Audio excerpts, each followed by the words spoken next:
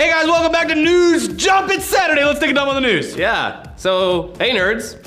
Fuck you. Yeah. That's what your nerd hero, Simon Pegg, just wrecked your life by telling you in an interview that he just gave to the Radio Times, and now you're angry. Well, okay, not exactly, but he did say things that were way more critical of the current comic book and sci-fi trends in movies than you'd expect from a guy who's currently starring in the Star Trek movies and built his career off of playing a gamer and comic book artist in Spaced. Yeah, so the blowback has been loud and passionate, but let's look at what he actually said to start this whole powder keg off. Yeah. Before Star Wars, the films that were box office hits were The Godfather, Taxi Driver, Bonnie and Clyde, and The French Connection. Gritty, amoral art movies. Then suddenly the onus switched over to spectacle and everything changed. Now, I don't know if that is a good thing. Obviously, I'm very much a self-confessed fan of science fiction and genre cinema. But part of me looks at society as it is now and just thinks we've been infantilized by our own taste. Now we're essentially all consuming very childish things. Comic books, superheroes. Adults are watching this stuff and taking it seriously. It is a kind of dumbing down in a way because it's taking our focus away from real-world issues. Films used to be about challenging emotional journeys or moral questions that might make you walk away and reevaluate how you felt about whatever. Now we're walking out of the cinema really not thinking about anything other than the fact that the Hulk just had a fight with a robot. Nerds on the internet were not going to take this lying down, oh no! And IO9 published a strongly worded rebuttal where they took everything he said to task, basically saying that there's always been big, spectacular blockbusters since pretty much the beginning of film. And those kinds of movies are never necessarily devoid of social commentary and thought-provoking plot. Yeah, Pegg then responded with a blog piece on his website where he clarified his opinions a lot better.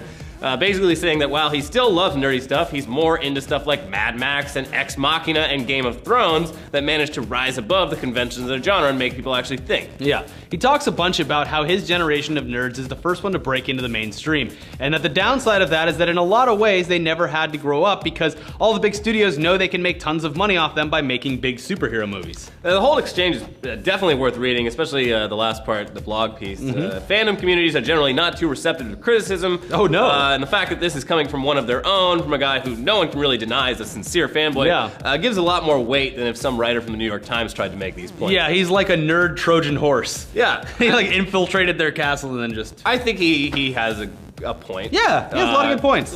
Yeah, because just from like a big studio perspective, like the more big superhero movies they make, the less movies that aren't that. Yeah, there's less space. They can only make so many movies and they realize a year. that they're making a ton of movie off of these because people are growing up and still remaining fans of this stuff because the movies are coming out. So, I mean, yeah, it's okay to like these movies, but it also want something else. The point is, go see other movies aside from superhero like movies. Mad Max and Ex Machina. Broaden your mind and see great movies. I like the one that I just watched that I loved a lot, A Most Violent Year. Not a lot of people are gonna see that as much as like Avengers or whatever, but it's fucking incredible. So go see good movies too. Yeah. But anyways, I still love you, Simon Pegg. Yeah, we all still love you. And we still love the nerds too, Poindexters.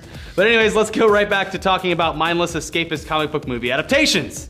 Yeah, according to Cinema Blend, Teenage Mutant Ninja Turtles 2 is gonna feature Krang. Yes! The most ridiculous character from the already very ridiculous TMNT cartoon series that we grew up on. I fucking love this news. This is my favorite thing. Krang is literally a brain with a face living inside the stomach of a body that he controls. How will this translate to live action is anyone's guess, but between this and the fact that Bebop and Rocksteady are going to be in this movie, it's pretty clear that this Teenage Mutant Ninja Turtles movie series isn't about to let realism get in the way of a good time, and I love them for it. I never thought I would see the day where the old Teenage Mutant Ninja Turtles trilogy was the gritty and realistic trilogy. Yeah, compared to the new and ridiculous one, yeah. Casey Jones is in the new one too. Oh yeah, Stephen Amell. Yeah, so good old Arrow. I am super pumped for this movie. A lot of people, for some reason, didn't like the first one. I thought it was great. Well, the first one could have been more ridiculous, and it looks like that's what they're going for with this. Next, like it needs to. It's turtles fighting with fucking ninja moves. It has to go over the top. Yeah, exactly. So this is good news. But anyway, speaking of not letting realism get in the way of fun, that Wet Hot American Summer series coming to Netflix has just released a bunch of stills, And I guess I hadn't been paying as close attention to this story as I thought, because it's apparently a prequel to the movie, despite being filmed 15 years later. Which is just a hilarious premise. I originally thought that it was going to be based off of the movie, like the part of the movie where they're like, let's all get together at this exact time in the future. I think everyone sort of thought that. And no, so they're going to be older, like 10, what was it? Almost, it's been like 14, 15 it's been 15 years. So they're going to be 15 years older in actual real life, but playing a prequel. That is the funniest thought to see ever. Yeah, so just like the original movie, the series Wet Hot American Summer, First Day of Camp, takes place in 1981 at the beginning of the same summer, and although most of those actors are pushing 50, they're gonna be playing characters half their age, dressed like in full 80s regalia. And let me just say, if you haven't seen Wet Hot American Summer yet for whatever reason, just run to, I guess run to your computer. I don't really know where you buy it. Comedy Central like every 5 minutes. Purchase, rent, whatever this movie, and watch it. It is comedy. It is a comedy masterpiece. It has all of your favorite funny people before they were huge. Not before they were funny. They were funny always.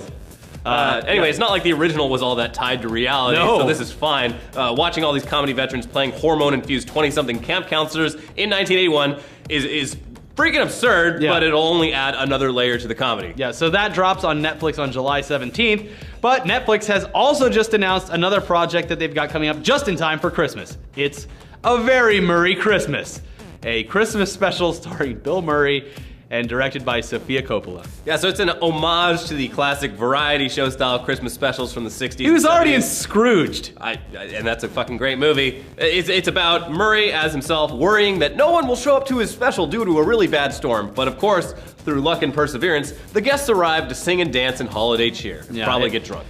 It'll feature George Clooney, Paul Schaefer, Amy Poehler, Julie White, Dmitry Dimitrov, Michael Cera, Chris Rock, David Johansen, Maya Rudolph, Jason Schwartzman, Jenny Lewis, Phoenix, Frederick Mullen, Rashida Jones, Miley Cyrus, and more. Star-studded. Is it weird that I'm more excited to see Miley Cyrus perform than Phoenix?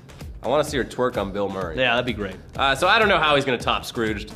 One of the best Christmas movies ever. Seriously, go watch that. But if anyone can, it's Bill Murray.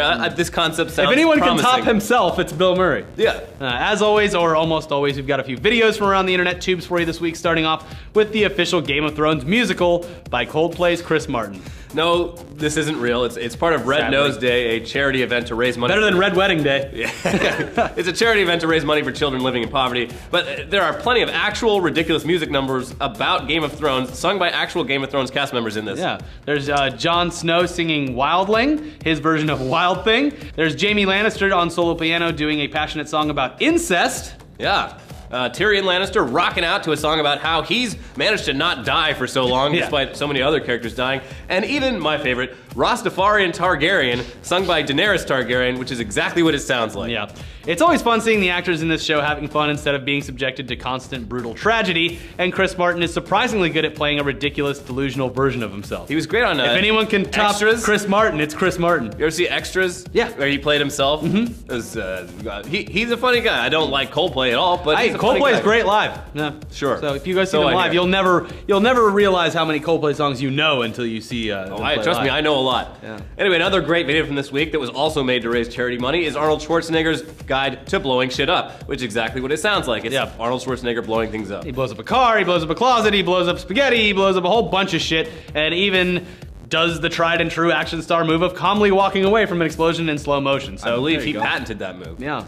So the whole spectacle is his way of asking for donations for his after-school All-Stars charity, and one lucky donor is going to get flown out to Los Angeles to blow more stuff up with Arnold, which that sounds like the coolest prize ever. That's you can't really top that. Kind of my goal in life. But speaking of actors who know exactly what people love them for, Christopher Lloyd reprised his role as Doc Brown in a new ad for LEGO Dimensions, which is basically LEGO's attempt at an amiibo sort of video game / toy crossover. But LEGO does good games. Good for them. We're probably never going to get another Back to the Future movie due to Michael J. Fox's Parkinson's And disease. I don't want them to recast any of this. So. Yeah, that's definitely for the best. So at least Christopher Lloyd has been pretty cool about paying homage to his greatest role, and this sure as shit is better than that stupid hoverboard thing from last year. We still hate I will never forgive you, Funny or Die. Yeah. It wasn't funny, and it didn't die. Yeah.